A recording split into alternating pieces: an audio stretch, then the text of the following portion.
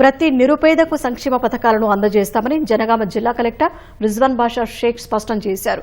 షామీర్పేట్, పసరమడ్ల గ్రామ పంచాయతీలు, బచ్చన్నపేట, నర్మేట మండల పరిధి మున్సిపాలిటీలోని 5వ వార్డులో రైతు భరోసా, ఇందిరమ్మ ఆత్మీయ భరోసా, కొత్త ఆహార భద్రతా కార్డులు, ఇందిరమ్మ ఇళ్ల సర్వే ప్రక్రియను క్షేత్రస్థాయిలో పరిశీలించారు. ఇప్పటి వరకు ఎంత మేరకు సర్వే జరిగింది, ఎన్ని ఇళ్లు పూర్తయ్యాయి అనే వివరాలను అధికారులను అడిగి తెలుసుకున్నారు. ఇంటింటికి వెళ్లి ఆయా కుటుంబ సభ్యులతో మాట్లాడి సమస్యలను ఆరా తీసి సందేహాలను నివృత్తి చేశారు.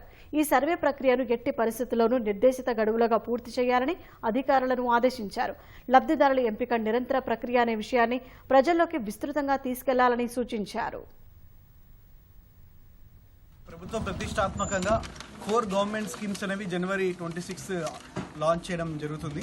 అందులో భాగంగా ఈ 4 స్కీమ్స్ని చాలా డీటెయిల్డ్గా ఫీల్డ్ వెరిఫికేషన్ 16వ తారీఖు నుంచి 20వ తారీఖు వరకు కంప్లీట్ చేస్తున్నాం. First scheme ration cards. So మొట్టమొదటిసారిగా ఈ యొక్క ప్రక్రియలో భాగంగా మన క్యాస్ట్ సర్వేలో ఉన్న కొన్ని అప్లికేషన్స్ అవి ఏవైతే ఇంతకుముందు ఎప్పుడు కూడా ఫ్యామిలీ మెంబర్స్కి రేషన్ కార్డ్ లేని వాళ్ళ లిస్ట్ ఎవరైతే ఉన్నారో అది వెరిఫై చేస్తున్నాము.